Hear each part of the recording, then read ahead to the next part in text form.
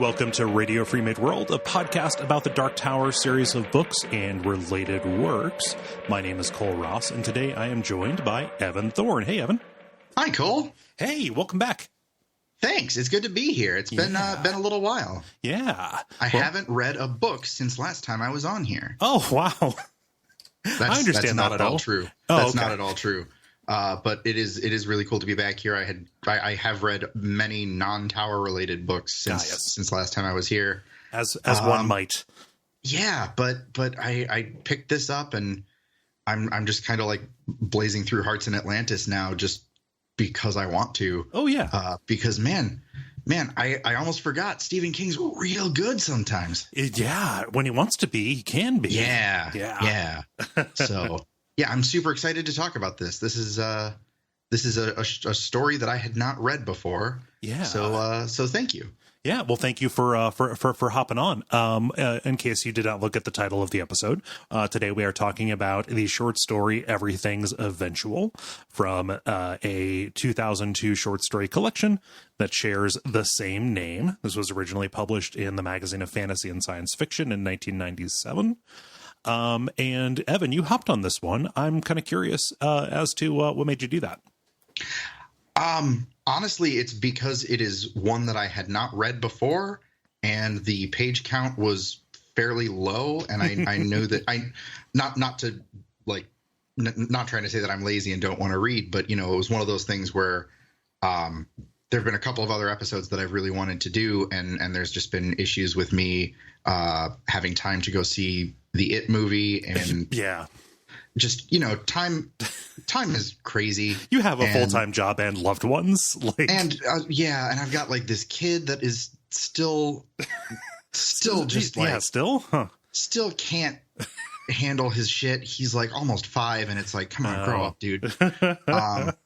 No, like I wanted to do this one because I really, really missed kind of the feeling of being ensconced in the Tower lore. Yeah. The way that I was feeling for a while when we were kind of going through especially Drawing of the Three and Wastelands, and but I wanted to jump in with something new, and I wanted to jump in with something that I knew that even if time kind of got away from me the way that it does, that I'd be able to finish in fairly short order. Perfect. And I'm real glad that I did. This is such a good story. I know it is. It is a horror story, but it has a particular kind of paranoia to it. I mean, for me, I really enjoy it because, man, like I first read this shortly before I got my first like grown up job that started out as a work from home kind of thing. And some of the stuff that Dinky talks about in this, just the particular paranoias and the impostor syndrome and feeling like, okay, what am I actually doing here in the isolation? Yeah, I just like all of that really resonated for me. And like the way the noose tightens on this is incredibly good and incredibly effective. Did you remember Dinky's character from book 7? Vaguely. I honestly had to go back and look it up. It's not a character that on its own stood out to me. I remembered Ted Brautigan being in book 7. Right. And I remembered there being other characters that I assumed were probably from other stories, and Dinky was one of them, obviously. Yeah. But no, it wasn't a character that I remembered going into the story, and I didn't want to read too far ahead because I'm excited to go back through book 7 along with the show, because it's been a while since I've read that one. Yeah. No. But it's interesting because it's a small character that plays an important part. Yes. Yeah. We're about to get to that part of the show, and I wanted to introduce this character, and we're going to be introducing Ted Brautigan here pretty soon as well. But just these psychics that were pulled in from different levels of the tower in order to act as breakers. Is kind of who we're talking about here. Ted Brautigan has a more important role because of his kind of status as a facilitator, but Dinky Earnshaw is there to, I think, provide even more grounding to say, like, yeah, we're from Earth or a version of Earth, and I'm just like this regular small town kind of dude. Something else that's cool is that the idea of why the breakers do not try to break out or the why the breakers go along with it is absolutely brought up here. And it's a really good and potent idea, which is... Yeah. And it's, I actually want to cut you off there because I wanted to talk a little bit about that. Because one of the coolest things about this story is just how slow the rollout of that concept is. Mm-hmm. And it's all these weird little details that are, it's like, oh yeah, that's a weird, really weird sort of thing. I don't like what's going on. I don't get it. And then all of a sudden they all kind of come together. It's like, oh, well, fuck. Yeah. So that's where this fits in. We're going to be meeting Dinky in book 7 here eventually. Oh gosh, Everything's Eventual. The collection is pretty interesting because each of the stories has a little intro. This one, King explains his inspiration for this. He saw somebody pouring loose change down a storm drain one day and basically said, why would somebody do that? And then came up with this. Yeah. And he notes that the story kind of came very quickly and he didn't really have a lot of interruption or resistance. Mm-hmm. And it makes me so curious at what point did this become a story about Dinky Earnshaw? Mm. At what point did this become a story about a specific character in the Dark Tower rather than just something that kind of had some tower themes and elements and relevance? Yeah, like the timeline on this is kind of strange because this came out shortly after Wizard and Glass and before he really started working on Black House with Peter Straub. Yeah. So he didn't necessarily have the idea for Breakers. At least, he wasn't working on something that stated that. So I'm curious what made Dinky seem like a good candidate, aside from the fact that he, like a bunch of other people in the story, was being taken advantage of by a Sombra related corporation. Yeah. Right. And there's some, oh man, I feel like I might have done myself a bad here because I started reading Hearts in Atlantis as soon as I finished this, and now there's obviously some very overt tower references in Hearts in Atlantis. Are there any in this, or is it all kind of? No, it's all pretty oblique. Okay. Yeah. The closest would be, like, I was reading it, keep trying to keep that in mind. Like, all right, is Sharpton the boss in this kind of area? Yeah. Is he a low man in a yellow coat? And Dinky doesn't describe anything that matches that. Like, he has a genuinely nice car and not a very ostentatious car. I don't think Sharpton's a low man. I think that the Seekers that he talks about are. Yeah, that makes sense. I feel like Sharpton is kind of like a middle manager of low men. Yeah. He is another Pimley Prentice. Yeah.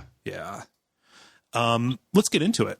Do you have any, or unless you have any other kind of broad summary things that you want to say at the start here, as we start looking into it? No, I want to talk about the title a little bit, but I feel like it makes more sense to do that when we get into the word eventual in the story. Yes. Yeah. We can talk about that now because it's really apparent from the first page, actually. I'm convinced nobody has ever talked like this before. Oh, yeah. Like, Stephen King, he can write very good and very well heard dialogue.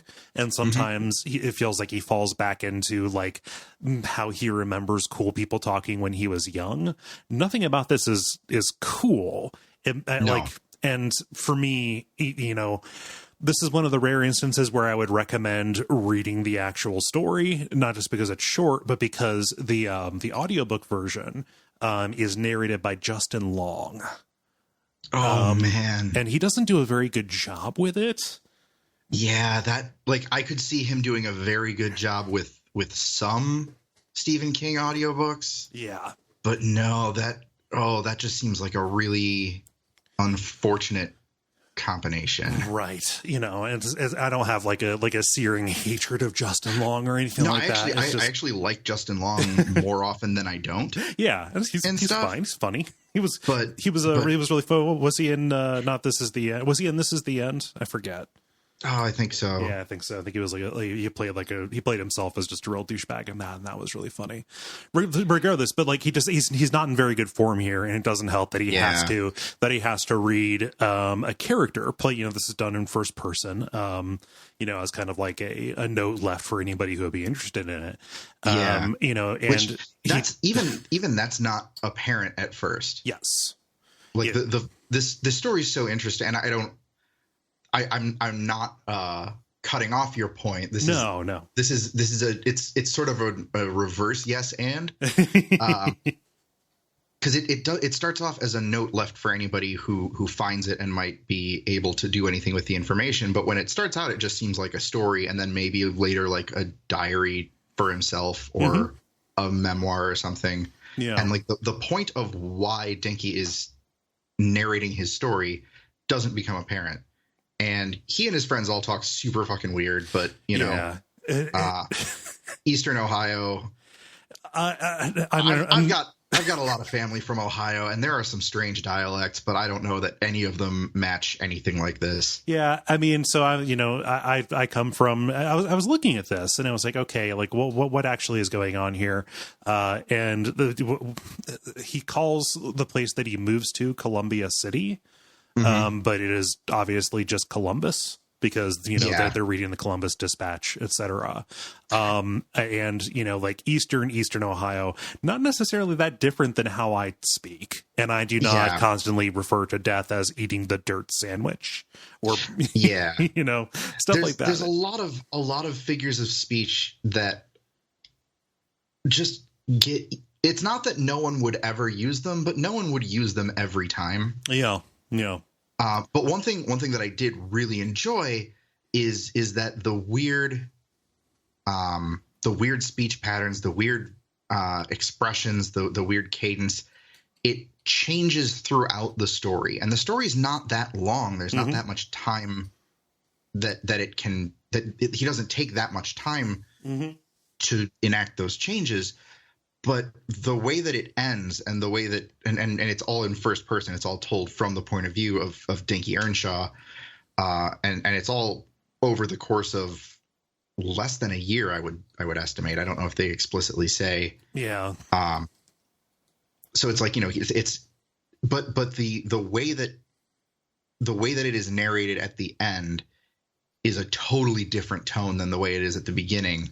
And there's a little quick note towards the end of the book where he says, I look back at the first entry that I wrote, and it addresses the first line in the story. And it just kind of gives you the sense where it's like, okay, this is like a collection of letters or a diary or something that is being written over the course of a period of time. And the narrator is learning things as the story goes on, which are affecting not just his perception of things, but the entire way that he is expressing his thoughts about what is happening. Yeah, he matures over the course of this is how I'd say that. Wild. Yeah. That's a much more succinct way than the bullshit that I just rattled off. But yeah, like it's such a wild transformation over such a short amount of text. Yeah. And that was something that I was really taken with. Yeah, I think that is well observed when you say like, oh, like the usage of these particular phrases changes. I think that it works really well at the beginning to establish him as this kind of stunted dirtbag a little bit. Like he's not, okay, he does kill a bunch of people, but he has a reason for that. Like he is taken advantage of. But he's kind of in this go nowhere kind of situation. Doesn't seem to have a lot of prospects and doesn't seem to be particularly bright, but he actually is. It's just he has to shake off those trappings, and so like the context in which he would use these things, it's almost like he's working through it. It's like it's one-sided talk therapy that he's doing into this. And his vocabulary doesn't change, but his usage absolutely does. Yeah. And then you mentioned like he does kill a tremendous number of people. Yeah. But it's so interesting to be that just the way when that starts versus how the story ends, like you're watching this character develop a moral compass, or or at the very least, like, start applying one that they had and never had a use for. Yeah. Like, he has a sense of justice, but it was misaimed by somebody who found him at the right time or the wrong time. Let's talk about how the story starts before we jump into like 2/3 of the way through. Let's do that. So we open up, the first sentence is, I have a very good job, or something like that. And the first little portion of the book here is about, or the story, is just kind of learning the background of Dinky. He's this 19-year-old dropout. He's working a bunch of, I think in Wayne's World, he calls them Joe jobs. He was a cart boy at the Super Saver supermarket. He was a pizza delivery driver, etc. Just not an awful lot going on for him. And he says, like, I've got this job now, and it's all thanks to Mr. Sharpton, who says it's not just a job, it's a goddamn adventure, which is, I think, especially good because that's how that's how the government recruits for the army. Mm-hmm. Mr. Sharpton's sales pitch to Dinky is equal parts like military recruiter and like multi-level marketing shill. Oh yeah. And it's super unsettling, and like and Dinky is just a perfect mark for this guy too. Yeah, could be because he has just enough raw potential. Mr. Sharpton wouldn't have come and got him if he didn't know what Dinky's particular Stephen King psychic ability was. Right. But he also doesn't really have. He knows that Dinky doesn't really have a sense of his own power. Right. And he knows Dinky doesn't really have much going on in his life, so it's very easy to offer him this job / goddamn adventure with a whole bunch of fringe benefits. Yeah. And effectively cut him off from what little life he had before, and simultaneously make it seem like he is coming up in the world, so he has no reason to question it. Yeah. He talks about and this. There's more, but I don't want to. No, I don't want to get ahead of myself. We'll get to it eventually. And he's describing this arrangement that he has. The company bought him a house, which, okay, that's weird. But, he was finally able to move out of his mom's. He doesn't like his mom, kind of sees her as another bully. And really he gets to spend his days watching soap operas, and he has money enough to go to the movies and things like that. And really all that happens, a couple of things happen with regularity. And there's some kind of strange rules that he has to follow, but he's just explaining them as like just quirks of the arrangement that he's kind of gotten used to. Yeah, I mean they're fringe benefits. It's not about the money. He's paid $70 a week, but he cannot keep any cash left over. Start the week broke, end the week broke. Mm-hmm. So that's that image that King was working on of somebody dumping a bunch of coins down a sewer drain, because he talks about any of the coins that he's got when he goes out to take out the recycling, I think it is. He'll kind of keep the coins in one hand and drop it down the storm drain so that the neighbors don't see. Yeah, because he can't he can put paper money down the garbage disposal. He can't do that with coins. Yeah. I don't know much about destroying money, but I do know that coins down a garbage disposal sounds like not the way to do it. Sounds like a good way to break your garbage disposal. But if he did, what he could do is put a new garbage disposal on Dinky's day board. Yeah, anything that he wants can go on Dinky's day board, with the exception of pornography. Except for pornography. Yeah. They will, if he goes out and buys his own, that's fine. They won't get rid of it, but they will not get it for him because I don't know. Morals?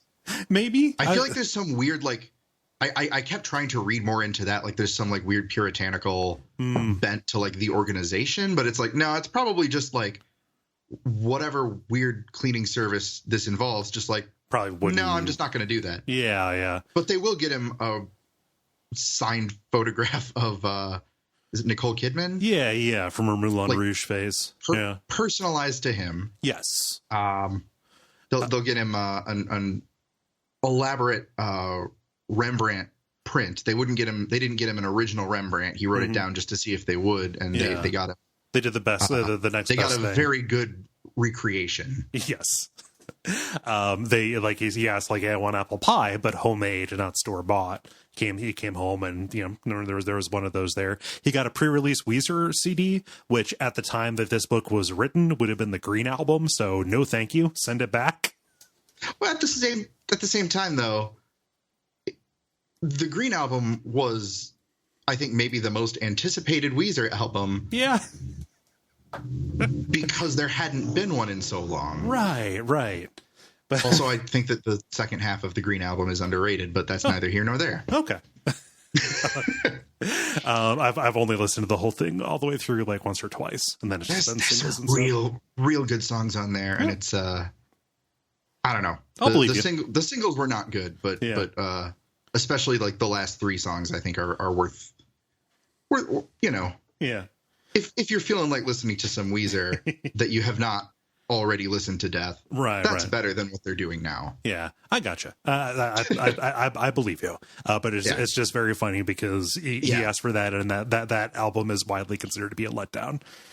But he just wrote new Weezer album, and they got it for him before it even released. And they broke street like 2 weeks before it came out. Yeah.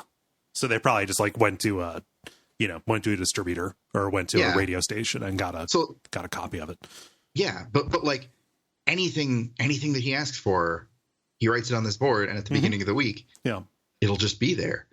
The only hitch is that he cannot be at home when the people are there to clean his house and restock the fridge and drop off the items from the day board. So he always goes to a movie during that specific time frame. Yeah. And he's describing his routine, and he's describing the stuff that he decides to splurge on, and it's all incredibly modest stuff. Yeah. Which is very funny because he is describing it like it is a lap of luxury, not going to look sideways at somebody who says, I treat myself to a quarter pounder with cheese. But he talks about taking himself out for a nice dinner at, I forget the name of the restaurant, but it's basically Applebee's. Right. Yeah. And so it's like this is very clearly he's a 19-year-old high school dropout. Yeah. Who has never had any kind of means. Yeah. At all. Yeah. And has never had any kind of independence at all. Nothing to guide him, and no real sense outside of having worked these jobs of really what he is worth, or what anything really. Yeah. What anything is worth. Yeah. Which, there's probably a comment there about, just taking advantage of people. Yeah. In addition to this, he can't be there when they come by to do the cleaning and drop off the stuff from his day board. He cannot look out the window when they drop off the manila folders. Nope. They drop off his money and assignments are on the computer. Yeah, it's just the money. Yeah, and I think I think that the envelopes have like press clippings and stuff too. To guide him. I forget though. I made these notes a little while back. They so at the same time every week he hears something drop through the mail slot, and he's always watching a soap opera, and he never gets up. He always stays until the end of that soap opera before he walks over to collect the envelope with his $70 for the week. Yes. Because he cannot see anybody who is associated with the organization. Also, why would you stand up and go during the middle of As the World Turns? It was a riveting show. And I'm not just saying that because I worked on the show. Oh, I didn't know that. Yeah, no, I was a production intern on the last year that it was on the air. I mean, you spent more time working on that show than I did. I mostly spent my time carrying boxes of scripts up and down 4 flights of stairs. So somebody's got to do it. Yeah. They hadn't invented email at that point. It was 2009, the bad old days.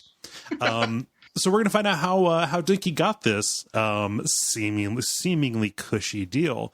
Dinky describes the interview, talks about how this strange man, Mr. Sharpton, called him from out of nowhere, kind of at his lowest point when he was working pizza delivery. And he says like, oh yeah, that was the worst ever job. And Mr. Sharpton kind of drops all of these details about him and says, hey, we have a tremendous opportunity for you. Would you meet me in the parking lot of the Super Saver for this job interview? Also, it's nighttime. Yeah. And I mean, so far that seems all on the up and up. That's a totally normal thing that I think we can all who hasn't been there. Right. No, so and it's not just at the Super Saver parking lot. It's specifically right by the cart corral, which has a significance to Dinky. And there's been some references to this bully from that job named Skipper. Yeah. And he talks about like Skipper's, I think Cole mentioned it, but like, he's took a big bite of the old dirt sandwich or whatever. Yeah. But so like Skipper's been dead for a bit before this story started, but he keeps talking about like there's always going to be a Skipper. There's a lot of Skippers in the world. There's there's bad people out there, and he has realized that there are bad people who victimize people like me. Yeah. Yes, for no reason. But this particular bad person, really like deliberately mashed Dinky's fingers in the cart corral when they were working together for no reason. Yeah. And that kind of led to their biggest built up to their biggest standoff, which happened shortly before Skipper's death, which was ruled probably an accident, maybe a suicide. Yeah. Definitely nothing that anyone they couldn't be traced back to any particular kind of revenge. No, there's definitely nothing that anybody could know that Dinky, and that's kind of how the story is just kind of rambling and talking about how there's no way that anyone could know about Dinky. Or about Skipper. It was an accident. You're driving at night and you went off the road. Like, it could have happened to anybody. Yeah. Happens every day. And then he talks about there's all of a sudden there's a tensions between Dinky and Skipper get to a certain point. And then Dinky writes him a letter and doesn't explain what that means. No. And then we meet Mr. Sharpton. Yeah, Mr. Sharpton kind of at this very important place that seems obviously picked to torment Dinky because of his sense of kind of guilt and his lack of understanding of what actually happens. Yeah. And I think also just to intimidate with the idea that someone, even if Dinky doesn't know what he did, the idea that someone else might. Yeah. But yeah, this is also where when they're at the Super Saver, Dinky kind of talks about his friend Pug, who he references earlier. Another peculiarity of his current job is that he can call his mom, but that's the only contact that he can have with anyone from his old life before the job. Yeah. And the only person that he misses is his friend from Super Saver named Pug, who honestly just kind of seems like a sweet sort of dude. Yeah. No, it's just a good friend. Supportive. Yeah. But the title of the book, Pug used eventual when he meant awesome, or I think that was it excellent or something like that? I think it's a bastardization of exceptional. Okay. There we go. I feel like, and this obviously isn't spelled out because that would be not terribly great exposition. But my sense of it was like Pug heard somebody say something was exceptional. Oh yeah. Hadn't heard that word before. Knew the word eventual. Just mapped it on. That's what it was. Yeah. Just a straight up like malapropism, like Ricky from Trailer Park Boys. Yeah. Yes. And so it just kind of caught on. And so, Pug would talk about things being eventual. Dinky kind of started talking about things being eventual when he's meeting with Mr. Sharpton in his Mercedes-Benz in the Super Saver parking lot late at night. Yeah. He refers to the Benz as eventual. And without letting on if he knows what that means to Dinky or not, Mr. Sharpton's response is everything's eventual, Dink, or can be for the right person. And I love that. Man, that's so good. Because so it's kind of awkward, right? Because just the idea of using the wrong word for something, a little bit awkward. At least as it lays on the page. It has 3 possible meanings. All of them are very sinister. Yes. Which is like, oh, everything's eventual. Like, oh, we're all going to die. Everything's eventual. I know the secret language of you and your friends. Or everything's eventual for the right person means you're going to get what you're owed. Yeah. So good. Yeah. And the best case interpretation is that Mr. Sharpton just kind of intuits what Dinky is getting at and is just... It's working the sale. Very, very strongly working the sale with, like everything's exceptional, or it can be for the right person. Are you the right person? Yeah. You want to be the right person. I think you might be the right person. Well, we're going to find out. We're going to talk about this. Let's find out if you're the right person, Dinky. Yeah. And Dinky is entirely just enamored of the Bens. Yeah. And there's a little bit of, and this is something that Stephen King, this is not unique to this story by any means, but Dinky goes to great lengths to assure the reader and also, I guess, himself that Mr. Sharpton isn't gay and this isn't like a weird sex thing. Yeah. And like, I get why a 19-year-old high school dropout from Ohio might have some like a sense of like stranger danger about it, or or there might just be like, like small town teenage guy might have some just like homophobia just because that happens a lot in small towns, especially when people don't really have a lot of education or a lot of exposure to people from outside their town. But it's and I appreciate that it doesn't ever come across as actual homophobia. It's just kind of like concern or worry or discomfort. But man, he really harps on it, and it just gets weird. And that's one of my few like legitimate criticisms of this story is that there's so much of it that's just spent assuring us that Mr. Sharpton meeting him in his big fancy car at night in a grocery store parking lot is not a weird sex thing. Yeah. This has absolutely popped up. I think it popped up even as early as like Salem's Lot about fixating on, just other homosexuality or pedophilia, things like that. Like not so much as like, oh, this is a trait of this particular character, but like as a thrown off concern about a situation that might look unseemly. I think if this wasn't something that I've come across as often as I have within Stephen King's larger body of work, it probably wouldn't have stuck out to me quite so much. Yeah, because it actually makes sense here because Dinky is explaining that kind of to give context for how significant it is when Mr. Sharpton gets him to emotionally open up. Yes. And so I feel like I understand why he's doing it here. But I don't know. That's something that I had notes on that just it stuck out to me. It was kind of incongruous with. Yeah. It's not incongruous. That's the wrong word.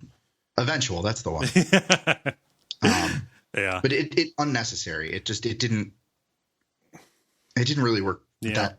Well, the 90s was the fucking pits for this stuff too. So. Yeah, that's also true. Yeah, it could just be like I haven't really noticed that happening in his more recent stuff. I think it's just a thing that he as an aging forward-looking boomer grew out of. Yeah, and I definitely would say that's I have noticed that with some of his later stuff too, but it's very much a theme in some of his like late 80s through early 2000s stuff. Yeah, it's a big deal in it. Yeah. But yeah, anyway, so Dinky, Mr. Sharpton, it's not a weird sex thing. It's much stranger and worse. Yeah. Has worse implications for the world in general. But Dinky is less concerned with what Mr. Sharpton is asking for and is more concerned with his tie, which sounds like the tackiest thing imaginable. It does, and I also kind of want it. Well, yeah, I also kind of want it. I also would like to see what Dinky's tie, tie rack looks like. Tie rack, I don't know. His tie collection looks like, because he says like, oh, it wasn't a regular tie like the one with piano keys or fish on them or something like that. Just like it is. I just love that this like the Dinky exists in a world, not to sound classist, where the snazziest thing is a tie with these swords on it. And Mr. Sharpton gives this kind of ominous answer saying like, oh, I like wearing these. It makes me feel like I'm wielding Excalibur. It makes me feel like a knight. This is going to be important for later. And that it is important for later, but that's also one of the details that got me extremely curious about who Mr. Sharpton is. And we don't actually get answers on that, unfortunately. But because maybe this is just specifically knowing that this is a tower adjacent story. Mm-hmm. I kind of can't help but wonder if maybe there are, we know that in Midworld there are gunslingers, and I wonder if Mr. Sharpton with the sword making him feel like a knight, if there's some kind of if he is either descended from gunslingers from Midworld or from another level of the tower, or if there's like Knights Templar is the first thing that pops to mind, but like some other like anti-gunslinger sect or organization that we haven't read about or been told about, that he has some ties to. And we don't know. He never really goes back to that. He just likes swords because they make him feel like a knight. Which maybe that's all it is. Maybe that's genuinely all that it is. Yeah, it is a peculiar detail. I think that you could also say that this is he wore that tie on purpose, knowing that Dinky has a thing for tacky ties, and to play into Dinky's sense of justice, right? Mm-hmm. Because Dinky has this grudge against Skipper and the Skipper of the Worlds, because Skipper just rode him really, really hard for being a scrawny, basically being a scrawny long hair who had bad skin and, was working at the same place he was working at. And like Mr. Sharpton playing to that sense of justice, like, hey, we need to stand up for the little guy because I'm the little guy, leaning into the chivalric kind of imagery might also make a certain amount of sense. Oh, I definitely think that was the case. Yeah. And I also think that Mr. Sharpton, whatever his background is, has some weird combination of complexes where wearing a tie with swords on it legitimately does make him feel like a knight. That absolutely checks out too. Yeah. But through this, Mr. Sharpton, wheedles him a bit and gets Dinky to admit to writing these letters that, Evan, that you referred to him writing to Skipper before his accident.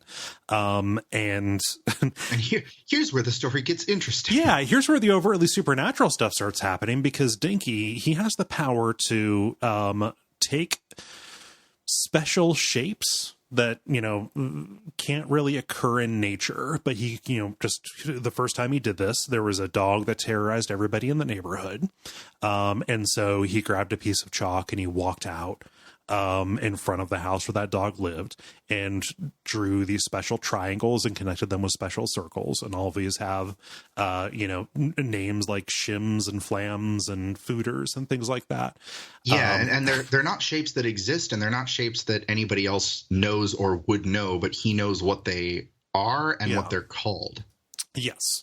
But he knows how to arrange them in order to put suggestions, specifically the suggestion to kill yourself, into the victim's head. It always has to be matched with a particular identifying word, in order to make it personalized, in order to make it go.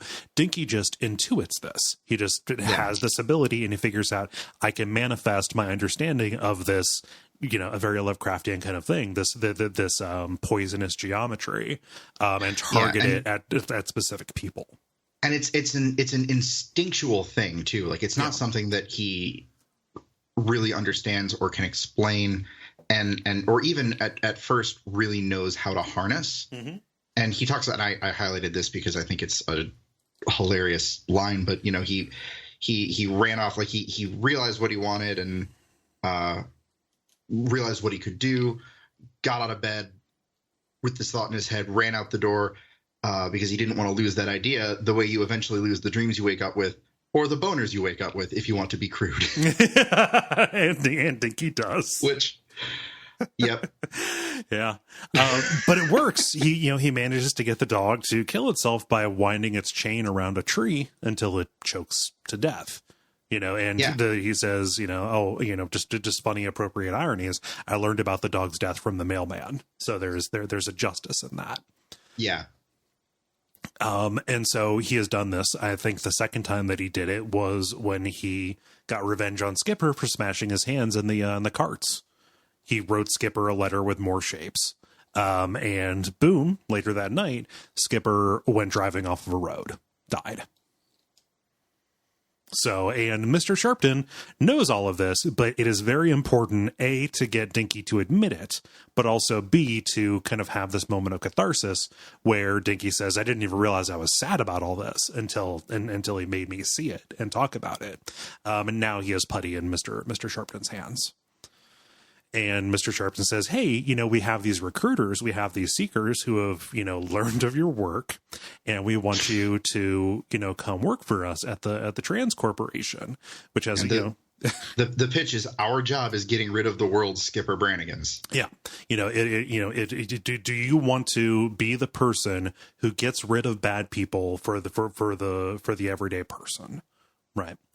One of my major criticisms of this thing is when they refer to people who work for the Trans Corporation. Yep. It's super regrettable, and it comes up a couple of times. I'm only going to say it the once because it is a slur against transgender and transsexual people. People who work for the Trans Corporation are referred to as trannies, and that would never make it into a book today. No, and I feel like in 1997, it shouldn't have made it into a book. Yeah. I don't know if that was a joke or what, but it's never treated like one. Like it's never used in any kind of like a winking way. It's like, oh, the Trans Corporation. Like if it was something else, like if it was like the Fote Corporation. You're a Fote. Yeah. But it's. Nope. It just ends up being a shitty slur that makes it a little bit of a damper on recommending this. It's not important to the plot of it, but that's like just callous and insensitive, and that sucks. So and unnecessary. That's the other part. It's like in 1997, like that was a slur in 1997. Yeah. And it's just there's no reason for it. Nope. But I do like to name the at least it's not a shitty joke. At least it's not used as like a punchline or anything like that. But small comfort. It's still not great. Yeah. But I like the idea, like just any kind of just very anonymous corporate name. I really enjoy. Trans Corporation kind of has that same feel of like North Central Positronics or Sombra Corporation. Yeah. Sombra, I mean, it refers to like shadow or shade. So that's a little bit on the nose, but just any kind of, Industries Incorporated kind of thing. Yeah. But Dinky accepts. Because I mean, in a lot of ways, Mr. Sharpton had him even before, even before Skipper got in the car. But he gets to, fly in a private jet to Peoria, Illinois.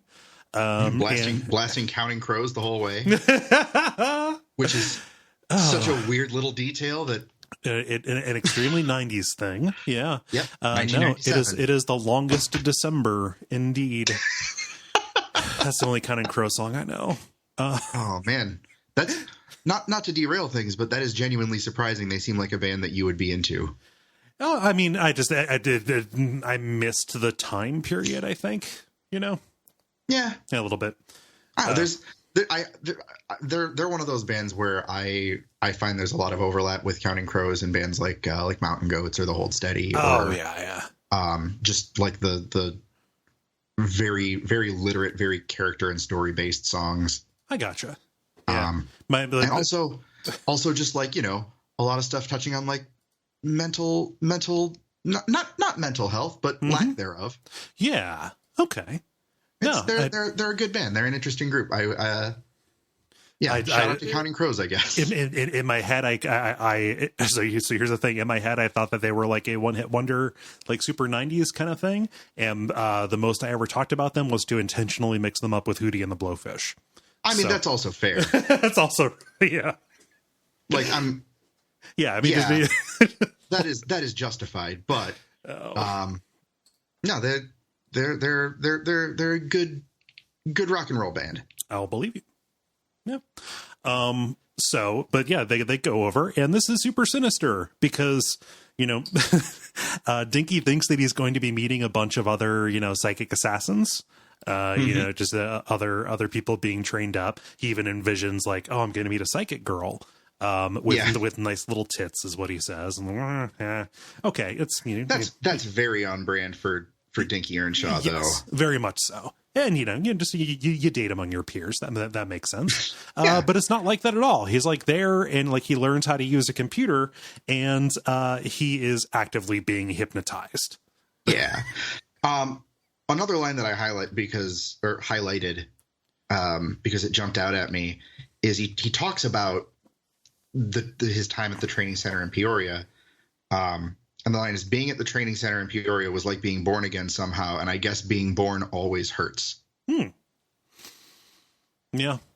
Which that's an interesting line by itself. Yeah. And then just looking at like the cyclical nature of time within the Dark Tower larger context is it just kind of seemed very fitting and very interesting from that kind of perspective, especially considering I don't even know if that's something that King had come up with for the story in 1997. Yeah. So that was just a cool thing that I wanted to make sure to mention. Yeah. I mean, it definitely hurts. It is a very frightening experience. He even he calls Mr. Sharpton. Mr. Sharpton, says like, hey, I think they're hypnotizing me. Because, I keep hearing these strange noises when I sleep, and it feels like I never actually get any rest. And in Mr. Sharpton, it kind of plays it off like, oh, they're just putting some baseline commands in your head in order to further unlock your talent or what have you. That's all. It speaks volumes that Dinky didn't break out of this compound and live on the lam. After this, because that is fucking terrifying. But he trusts Mr. Sharpton at this point, because Mr. Sharpton has at least so far in the story given him very little reason not to, and has also treated him with more respect and consideration than maybe anyone in his entire life except for his friend Pug. Yes. Yeah. And also Mr. Sharpton has given him a higher purpose. Right. That is a huge way that people can be manipulated. He has taken Dinky's strong sense of justice and misaimed it, but grabbed, gotten a firm grasp on it and misaimed it. And it is really hard. We know that he misaimed it because Dinky straight up says it was about killing people. Yeah. That's what I was training for. Yeah. No, just I'm going to take my smims and my fooders, and I'm going to kill all of the skippers of the world for the Trans Corporation to make the world a better place. Yeah. So and he does this. He calls Sharpton and talks about his fears that he's being hypnotized. And that section of the story ends with, if they'd been giving me anything, it was probably for my own good. Which, oh boy. Yep. No. You've been programmed, man. Yep. Yeah. It's a cult. Run. And then the very next section of the story, Dr. Wentworth, the guy who was doing the programming, comes to Dinky and apologizes and tells him that they were programming. Listen, we gotta fess up here. Yeah, no, we've been monkeying around with your ones and zeros. So and it's just the idea that like, if someone does something openly and and cops to it, then it can't be wrong. For some reason, wherever would you learn that here on October the 4th of 2019? Yeah, for some reason, there's something that it's reminding me of a thing. Yeah, no, it must be nothing. Must be nothing at all, for sure. And if they're doing it, it's for our own good. So that's true. You're so right. Yeah.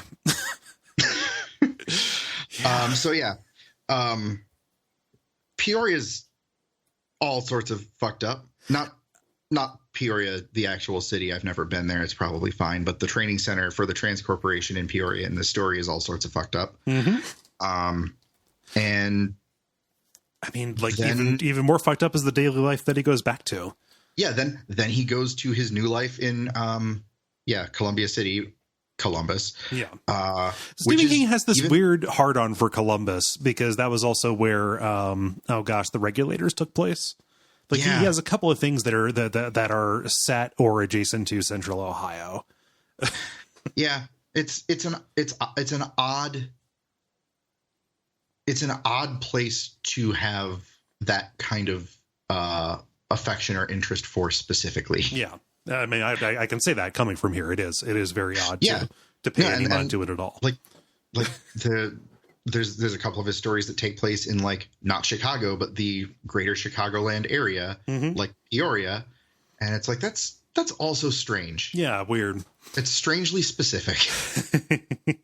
But here is a completely detached Dinky. He has this house that the Trans Corporation is paying for. He's getting this money that he has to get rid of. And he is entirely dependent on his employer. Who doesn't really give him any instruction either. I like this rings so true. It's like a tuning fork, which is, Dinky's like, hey, so now that I've started my job, what do I do?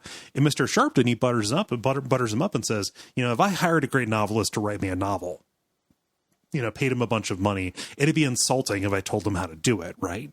You're my great novelist. When it hits you to do what you need to do, you do it. And Dinky has imposter syndrome about this. The most relatable horror in the story for me, where he starts having these anxiety dreams where Mr. Sharpton's like, hey, what are you doing? Like, oh no, just waiting for the inspiration to come. Like, no, it's been 5 years. And his computer that he's supposed to use in his workstation there is covered in dust. Like that kind of anxiety dream is so relatable to me. It's a goddamn killing word, Evan. Yeah. Yeah. There's what I'm looking for the exist. Yeah. Put out your wrist, Dink. We thought you were, let's go with breaker instead of the other word. Put out your wrist, Dink. We thought you were a breaker, but obviously we were wrong. Sometimes it happens. Yep. You just didn't measure up. And now you're under arrest. Yep.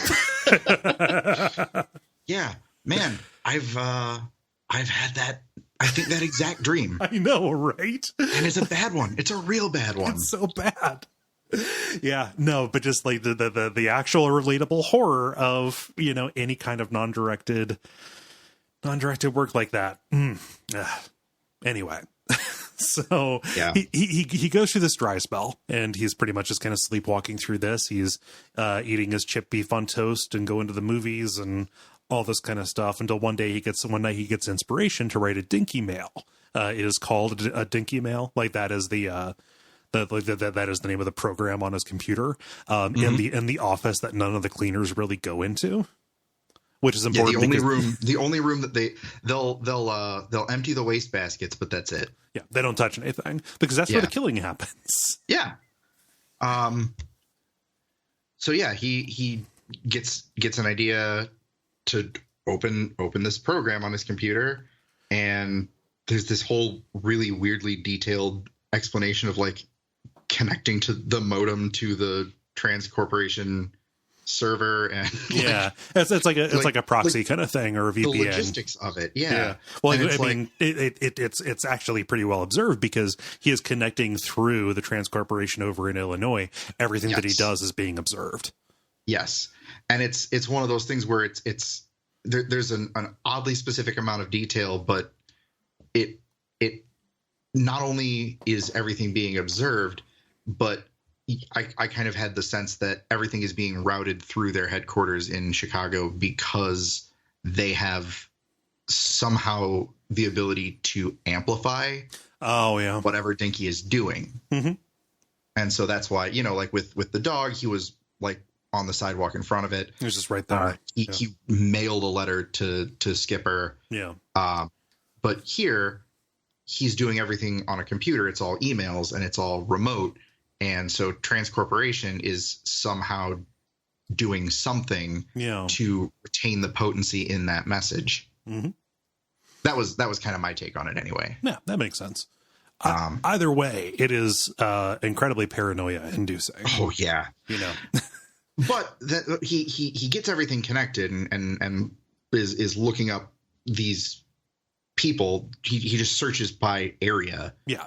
And there's no one in Cincinnati. There's 2 listings in Columbus. Mm-hmm. And so he just clicks on one. Yep. Gets the address, gets the identifier. He does a little bit more customization.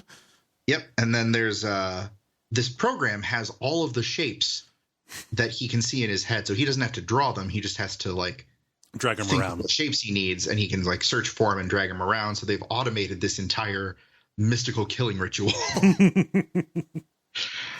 which is that's a very, very Stephen King sort of plot device. Oh yeah.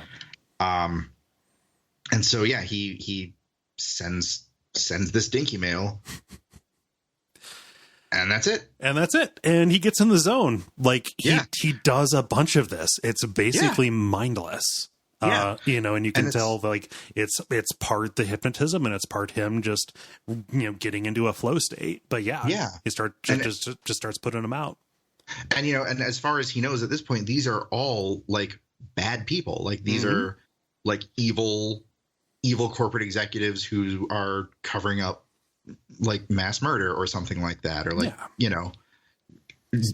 dictators in countries that are developing weapons of mass destruction. Like these are really, really bad people. Otherwise, why would they be sending him after them? Right. And he relishes the detective work. Sometimes they don't have email, so he has to figure out how to get their address and things like that. And he doesn't like that as much though, because then there's more of a personal element to it. That's true. Yeah. When he's got a name. Yeah. Because when he has to actually mail something, when it's email, it's all automated. It's just a phone number that it's being sent through the Transcorporation servers to this person somehow. Yeah. But he doesn't even know anything about the person except for their identifier word that makes the message work for them. Right. But when it's someone that doesn't have email, he has to mail it, and then there's a name, and that name means that it's a person more real with a story. But he doesn't really think about that because even if it is, it's like, Skipper had a name. Yeah. Skipper had a name and they're a skipper too. So there's no problem. I am killing for a just cause. At least he thinks so until he recognizes one of the names he had to go after in the paper. Yep. One Andrew Neff, who was a columnist for the Columbus Dispatch. Who just out of nowhere committed a suicide. There was an article saying like, hey, his colleagues and the community at large are really baffled. He was in at work and he was super happy. But just like it baffles us. And he reads a little bit more, noting that, the Columbus Dispatch is a conservative leaning paper. However, this guy was, very popular as a liberal voice, as somebody who, again, basically spoke and was very convincing about ideas of economic justice. And could get those ideas across to people who disagreed with him just because he was so good at communicating his perspective in a way that everyone really connected to. Mm-hmm. The problem wasn't that he was saying those things. The problem was that people were listening. Yes. And that's a scary problem to realize that you have been appointed part of the solution to. Yeah. Generally, assassinating a journalist is not seen as a just cause. Not a good look. No. Nor there is. There is. And this is a Stephen King story, so obviously, fairly graphic events, like graphically violent events, are kind of par for the course. He describes. This very he describes Andrew Neff's suicide, and there's just a kind of a lot to it. Yeah. And Dinky's takeaway, which it's horrible, but it made me laugh in the worst sort of way, is there was a man totally dedicated to avoiding counseling. I mean, like the way that Andrew Neff does it, it's basically like when Master Shake kills himself in Aqua Teen Hunger Force. Oh my God, you're right. Obviously suicide is not a joking matter, but it is done in such a ritualistic kind of way where he has all these kind of fail safes. Like he does 5 or 6 different kinds at the same time in order to make sure that it takes. That is how effective Dinky's programming is. And that is not so much funny, like it is written off in the gallows humor kind of way that Dinky writes about it. And it's played for comedy in Aqua Teen Hunger Force. That's a funny episode where he haunts the Atari cartridge. Yeah. But it's horrifying that just these shapes can make somebody do this thing that is not just incompatible with their own life, commit this by their hands, but also is entirely outside of the context of their regular actions. Yeah. And so I think against maybe his better judgment, Dinky goes to the library and starts looking up the other 3 names that he mailed physical letters to. Yeah. And kind of finds that they were all... they were all good people. Bad people. They were like, there was a clinical biologist who was instrumental in AIDS research, and her death set the search for a cure to AIDS back by decades. And then there was a politician who was formerly very much like a hawk. It was like a Cold Warrior. Yeah. Yeah. Cold War era military type who had a change of heart and was really becoming an active force for pacifism and peace. And those are 3 of the people. Those are the only 3 people that he has any actual information on. Who but he knows that he killed them. And how many of the other people that he's just clicked send on Dinky Mail to have also been actually good people who are just inconvenient for someone, right? And who is that someone? And what are the cascading effects? What other crucial causes have been set back decades by this thing that he has been doing mindlessly and basically in his sleep? Yeah. And so then that's kind of where it becomes explicit, like what this story is. Dinky talks about, like, this is where he explicitly states that he's writing it out in case someone finds it, in case he can communicate this to anyone. Somebody who might be able to try and do something about it. Yeah, because he knows that he can't. Right. He knows that he can't do anything about it. And he knows that because he keeps doing the job. He keeps working. Yeah, and he kind of admits to it. He says, he tries to self-justify to a certain extent, but he doesn't do it in a very self-aggrandizing way. He says, like, oh, I do it because I'm just another addict. I do it because of the hateful fucking rush. I do it because when I work in Dinky's notebook, everything is eventual. And like there is a certain amount of truth to that, and it's a way that people can justify a lot. I do it because it feels good. I do it because I'm good at it, and it is good to feel useful and needed, no matter what the consequences of it might be. Like, I started watching Barry again at Gwen's recommendation last episode about it, and like that's pretty much what that story's about. Yeah. And I mean, we've got a lot of junkies in the Dark Tower. Yeah. And Dinky is a junkie for Dinky Mail. And this is writ large, at the Algo Ciento. at the Blue Heaven, which is, you know, all of these people, they may have an inkling of what's going on, but scraping away at the beam when they're sitting in that library feels good. It scratches an itch for them. And, you know, why would you fight against a system that gave you that kind of place in the world, that lets you, you know, go after your duck, right? Well, and not only that, but even if Dinky wanted to fight back, he has no money. Right. He has no property. He has no connections. He has no support system. Because of everything the Trans Corporation did. The whole setup that he was like bragging about at the start. Yeah.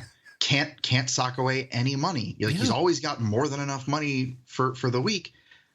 But that's it. Yeah. He cannot save any money. He has no means of becoming financially independent. He is cut off from what few people he might have been able to fashion into a support system from his old life. Yeah.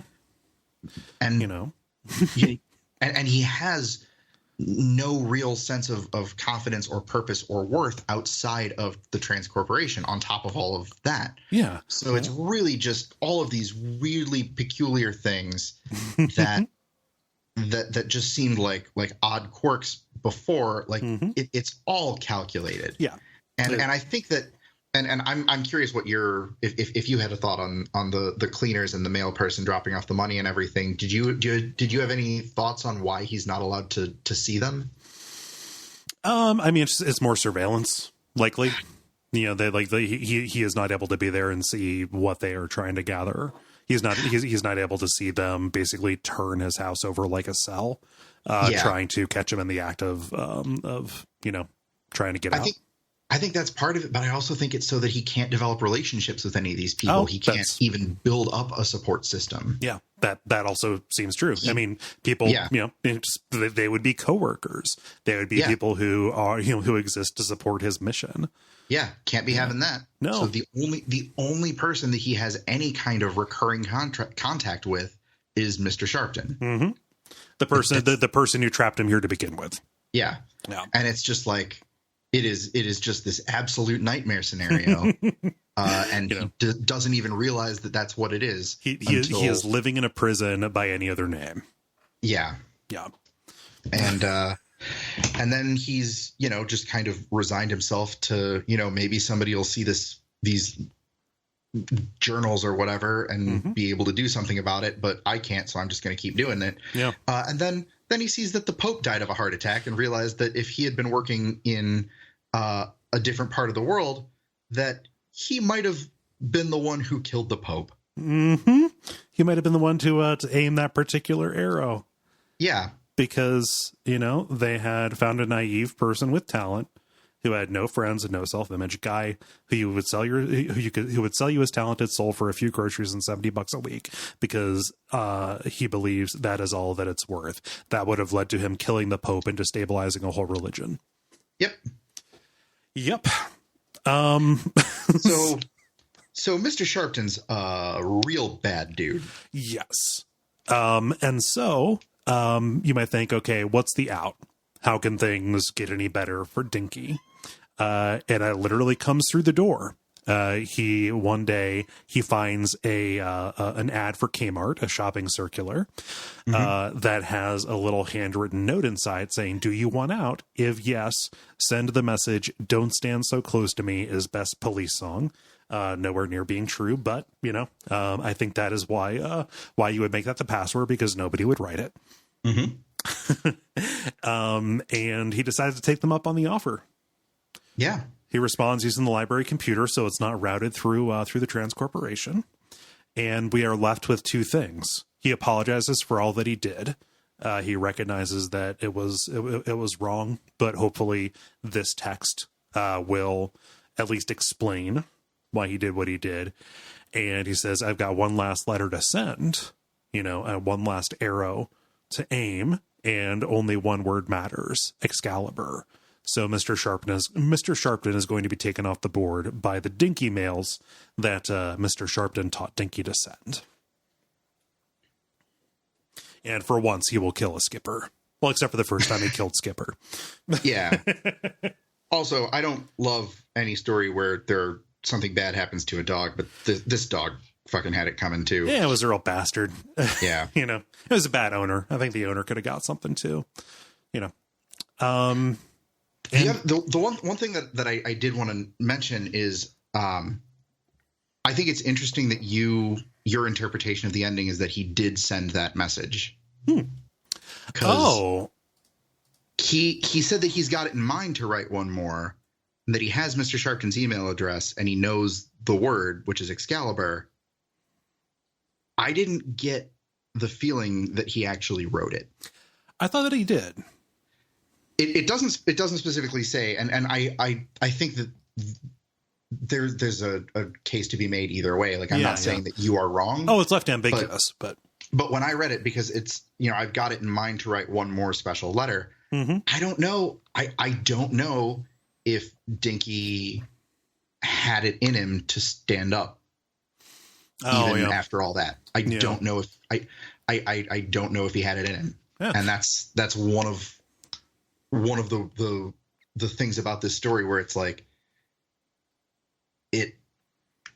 every single development, every single turn, every single change or surprise, when it's all being filtered through a 19-year-old slacker, self-proclaimed addict's perspective, how much can you really trust any of it? How much can you trust the details? How much can you trust? And I think that we can trust that a lot of the bad stuff that he did is accurate. And I think that I don't think that this is an unreliable narrator, but I don't think that we can trust Dinky to follow through. Yeah, that also, that lines up.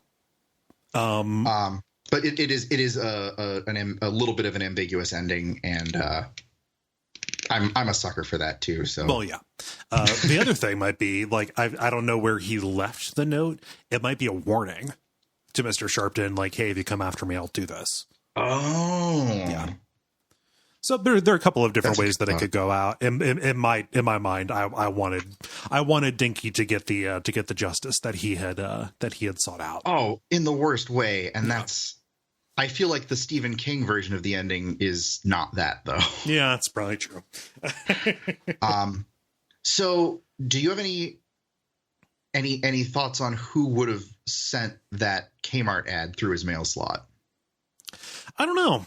Maybe other not breakers, other people in his situation who knew enough about it and had formed a network of their own by escaping by hook or by crook, who are also on the run from the from the Seekers, from the who we both believe to be the low men. I could see it being other people who would eventually become breakers.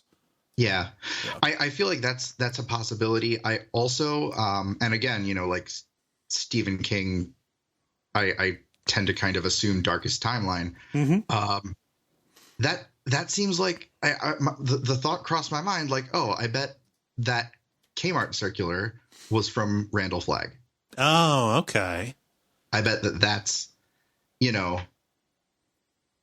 kind of getting Dinky to work as a breaker on the tower. They were taking this building on the work that the Trans Corporation had done. Yeah. And convincing him that they were redirecting him. Gotcha. Or saving him or giving him an out or something. But it was all part and parcel of the same thing. Yeah, and that makes sense for why he would have ended up in Alguciento, in the prison there. Maybe Trans is not associated with Sombra or the Force of the King at all. Like, maybe he was recruited, he was headhunted.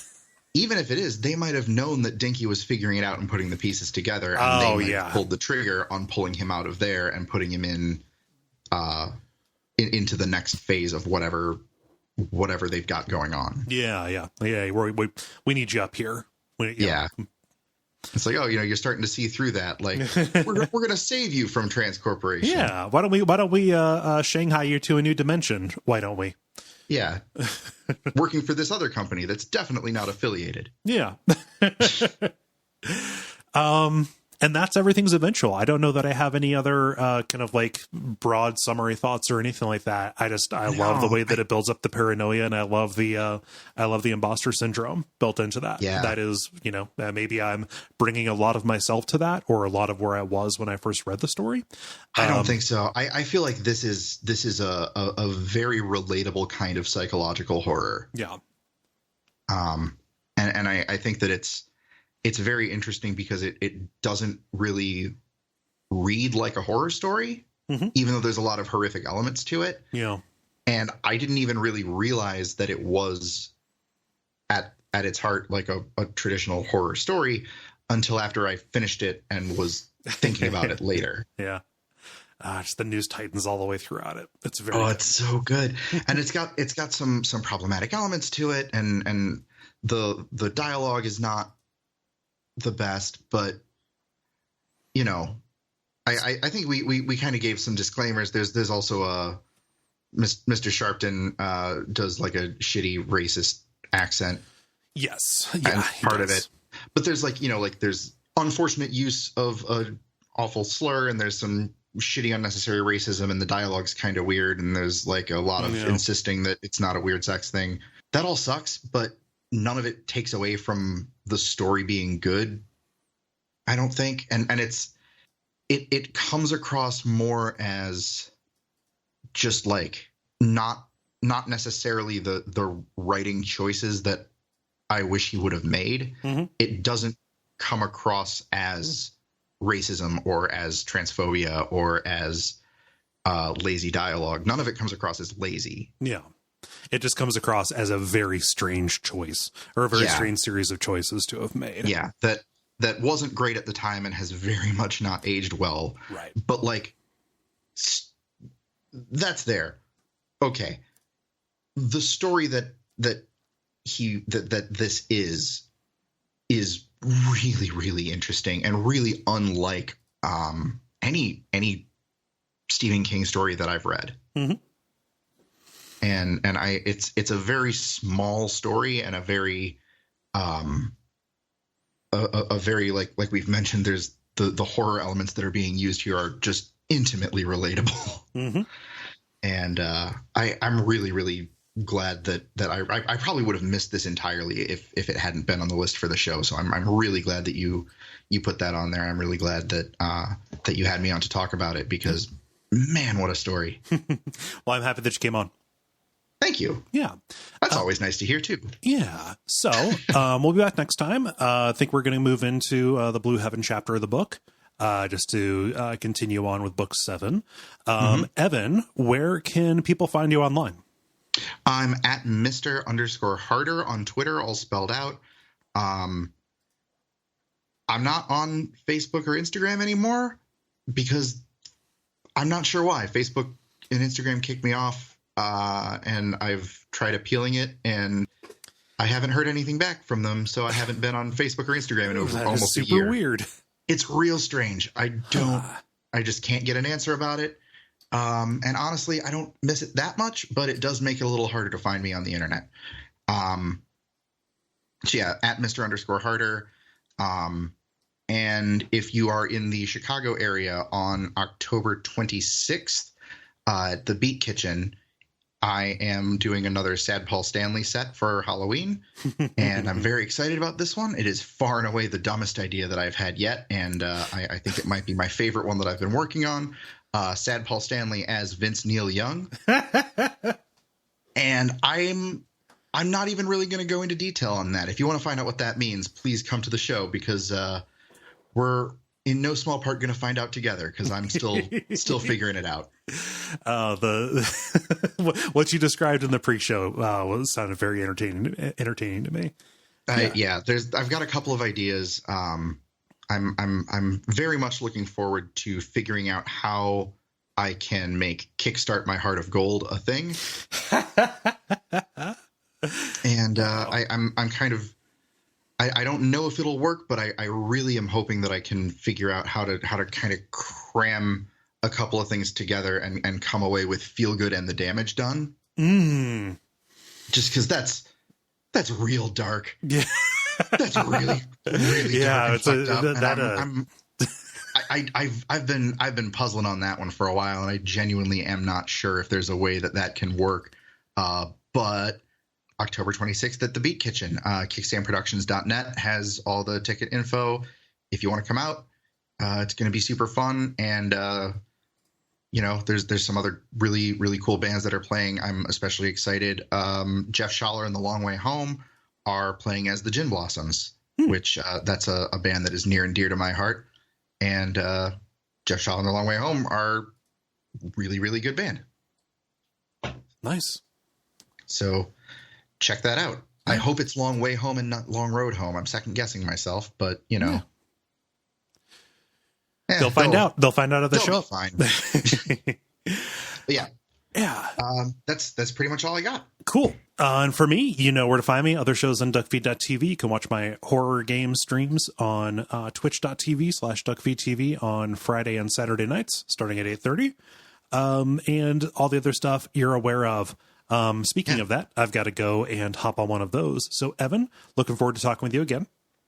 Yeah, same. I'm very, very glad to be here. Very much looking forward to coming back. Cool. And real quick, if you are not a Patreon backer, you should be, because Cole's Kingsfield playthrough is for backers only, and it's quite good. Oh, thank you. That's a lot of fun.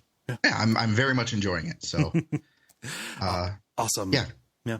Until then, until we see each other again, long days and pleasant nights.